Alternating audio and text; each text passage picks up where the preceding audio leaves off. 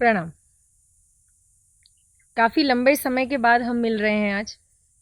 काफ़ी वक्त तक नए वीडियोस हम अपलोड नहीं कर सके क्योंकि काफ़ी ऐसी चीज़ें चल रही थी।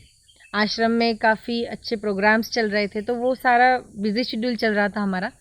लेकिन अभी से हम बहुत ही अच्छे विषय पे नए वीडियोस अपलोड करने वाले हैं। नए नए टॉपिक्स पे हम बात करने वाले हैं। तो आज एक ऐसा ही टॉपिक है, हमारे भगवान गणेश जी।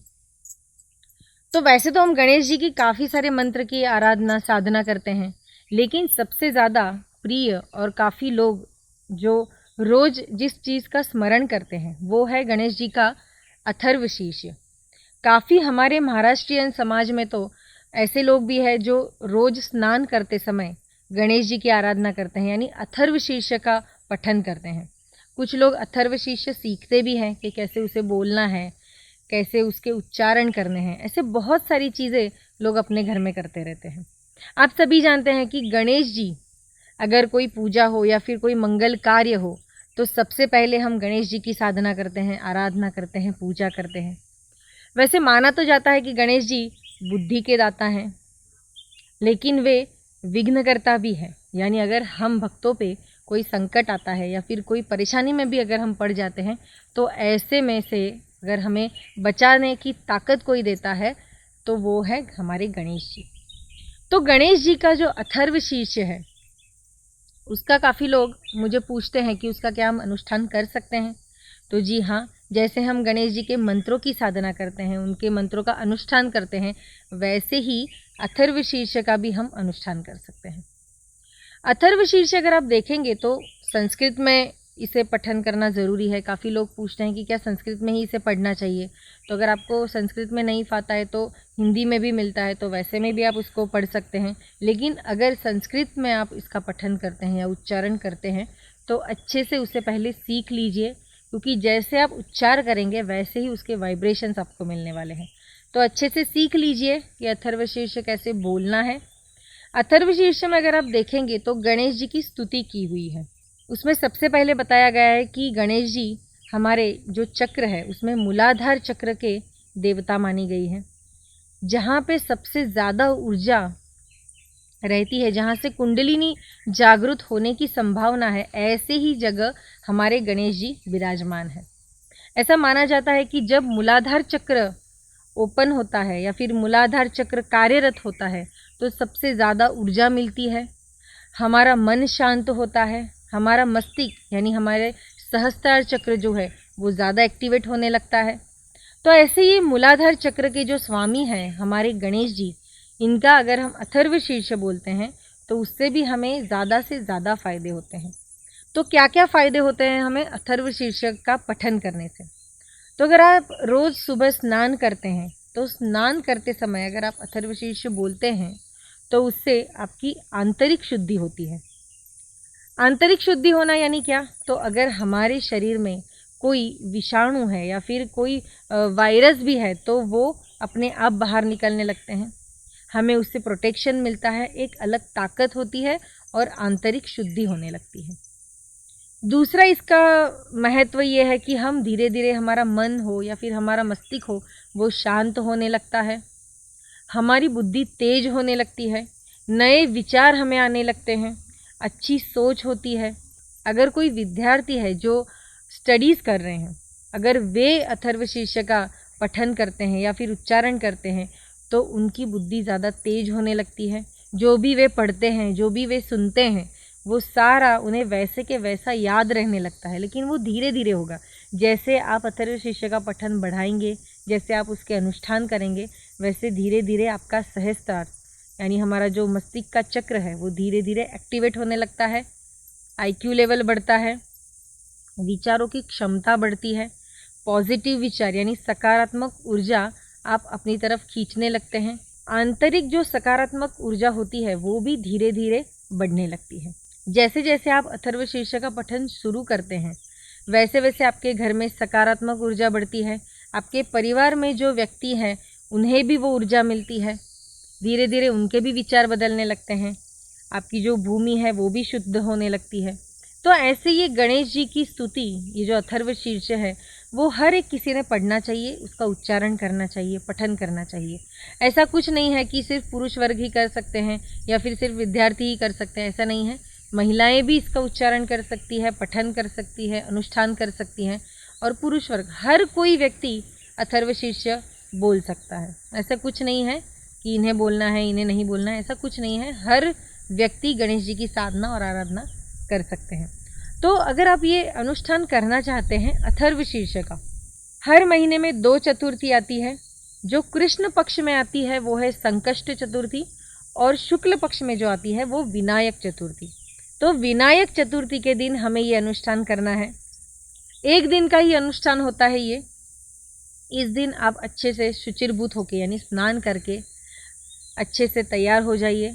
धुले हुए वस्त्र आप पहन सकते हैं, या तो फिर पीताम्बर यानी पीले रंग का अगर आप कोई वस्त्र परिधान कर सकते हैं तो कीजिए, नहीं तो श्वेत रंग के या तो फिर धुले हुए वस्त्र भी चलेंगे। दूसरा इसका नियम है कि आप जब पूजा के लिए बैठेंगे तो अगर गणेश जी की प्रतिमा आपके पास है तो ठीक है, नहीं है तो आपके घर में जो भी मंदिर है उसमें अच्छे से दिया जलाइए, धूप लगाइए और फिर ये अथर्वशीर्ष का पठन शुरू कीजिए। यानी हम 3 बार कर रहे हैं, 5 बार, 7 बार या फिर 21 बार भी अगर आप ये कर रहे हैं तो 20 बार आपको अथर्वशीर्ष बोलना है। और जब 21 बार आप बोलेंगे तो फलश्रुति उस समय आपको पढ़नी है उसके साथ, यानी आपका पूरा ये अनुष्ठान कंप्लीट होगा।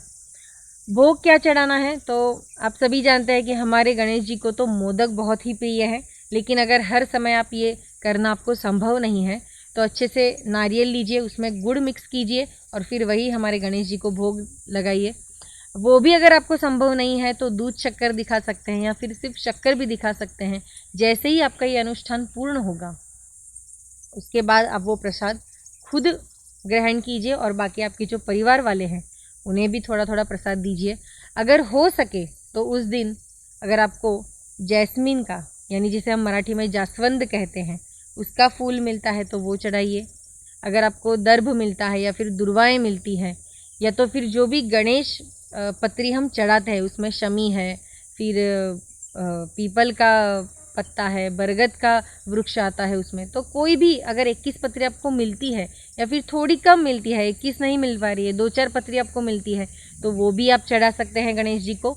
और फिर अच्छे से ये अथर्वशीर्ष आप बोलिए, उच्चारण इसका स्पष्ट कीजिए। काफ़ी लोगों को मैंने देखा है कि वो स्तोत्र जब वे पढ़ते हैं तो उसके उच्चारण प्रॉपर नहीं होते हैं। तो अगर संस्कृत में अगर आप ये पढ़ रहे हैं तो उसे अच्छे से सीख लीजिए, उसका उच्चारण सही से करना बहुत ही ज़रूरी है। हमारे ऋषि मुनियों ने जो भी ये स्तोत्र लिखे हैं या फिर उपनिषद में से जो भी हमें ये स्तोत्र मिले हैं तो उसके हर एक शब्द, हर एक अक्षर के पीछे कुछ ना कुछ मंत्र है, उसका मंत्र का कुछ अर्थ है, और वही अर्थ से अगर आप बोलते हैं तो उसके वाइब्रेशंस आपको ही अच्छे से मिलते हैं। तो कोई भी चीज़ करने से पहले अच्छे से उसका अभ्यास कीजिए, उसे अच्छे से जान लीजिए कि कैसे करना है। अगर हम ये विनायक चतुर्थी के दिन कर रहे हैं तो उसके अगले दिन अच्छे से पहले समझ लीजिए कौन सी हमें वस्तुएं लेनी है, भोग क्या चढ़ाना है, कौन सा वस्त्र पहना है, वो सारी तैयारी अगर आप अगले दिन कर लेंगे तो दूसरे दिन आप थोड़ा गड़बड़ कम हो जाएगी आपकी। कभी कभी ऐसा होता है कि अरे मुझे ये करना है पर ये रहेगा, ये छूट गया।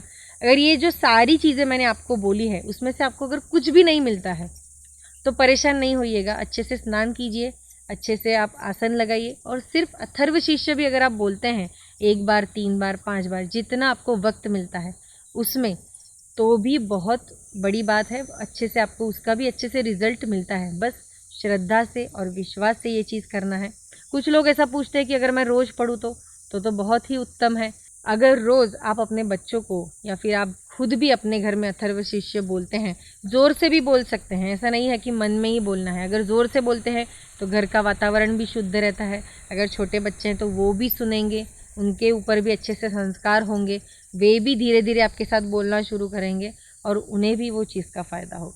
तो ये बहुत ही साधारण सा और एकदम कोई भी व्यक्ति कर सके ऐसा ये अनुष्ठान है। एक ही दिन का है, हर महीने कर सकते हैं। कुछ लोग पूछेंगे कि मंगलवार के दिन कर सकते हैं क्या, तो जी आप मंगलवार के दिन भी कर सकते हैं। सारे दिन शुभ हैं, सारे मुहूर्त शुभ है, सब अच्छा है, बस देर है वो आपके करने की।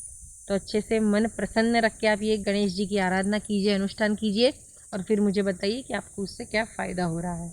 मैंने तो अथर्व शिष्य के काफ़ी अनुष्ठान किए हैं, मुझे तो अच्छे से फ़ायदा होता है, क्योंकि जो भी वीडियोज़ हम बनाते हैं वो अच्छे से अभ्यास करके बनाते हैं। तो जो भी हम पढ़ते हैं या जो भी हमारे गुरुदेव हमें पढ़ाते हैं या सुनते हैं, तो वो सारी चीज़ें हमें याद रहती है। तो ये धीरे धीरे प्रैक्टिस करने से होगा। जितना गणेश जी की आराधना आप करेंगे उतना संकट मुक्त होंगे, उतना ही आपकी बुद्धि बढ़ेगी, आपकी जो विचार शक्ति है वो शुद्ध सात्विक होगी और उसका अच्छे से फ़ायदा आप खुद को ही होने वाला है। तो मिलते हैं अगले एपिसोड में ऐसे ही एक सुंदर विषय के साथ। तब तक हमारे इस चैनल को सब्सक्राइब कीजिए, वीडियो को लाइक तो आप करते ही हैं, शेयर भी कर रहे हैं और अच्छे अच्छे कमेंट्स भी आप करते हैं। कमेंट्स में काफ़ी लोग पूछते रहते हैं कि ये विषय पे बताइए, वो विषय पे बताइए, या नक्षत्र की जो सीरीज़ मैंने की है उसमें काफ़ी लोग मुझे पूछते रहते हैं कि मेरी ये राशि है, मेरा ये लग्न राशि है, तो मैं क्या करूँ। तो कमेंट में तो हर चीज़ मैं आपको नहीं बता पाऊँगी, तो इससे अच्छा है कि जो व्हाट्सएप का क्रमांक दिया है उसके ऊपर आप मैसेज डालिए या फिर मुझे फ़ोन कीजिए, तो फ़ोन पे भी हम अच्छे से बात कर सकेंगे। कुछ चीज़ें डिटेल में बात करेंगे तो मैं अच्छे से आपको उसके जवाब दे सकूँगी। कुछ लोग मुझे ऐसे भी पूछते हैं, कमेंट बॉक्स में लिखते रहते हैं कि आप ये कैसे बोल सकती हैं, ये मंत्र यही क्यों है, ये क्यों नहीं है। तो ये जो भी चीज़ें भाई बहन मैं आपके साथ जो शेयर करती हूँ, वो जो मेरे गुरुदेव ने हमारे गुरु परंपरा में जो भी चला आया है, हमारे संप्रदाय में जो भी हमें सिखाया गया है, वही चीज़ें मैं आपके साथ शेयर कर रही हूँ। इसमें ऐसा कुछ नहीं है कि मैं बहुत बड़ी हूँ या मैंने ये जो कहा है वो सही है या फिर गलत है, ये नहीं है। इसमें जो भी गुरु परंपरा चली आई है, जो मुझे मेरे गुरुदेव ने सिखाया है, वही मैं आपके साथ शेयर कर रही हूँ। तो जैसे मैंने विश्वास और श्रद्धा के साथ ये चीज़ की है, तो मैं भी चाहती हूँ कि आप भी वही करें, श्रद्धा से करें, विश्वास रखें, आपको उसके रिजल्ट्स अच्छे ही मिलेंगे। धन्यवाद।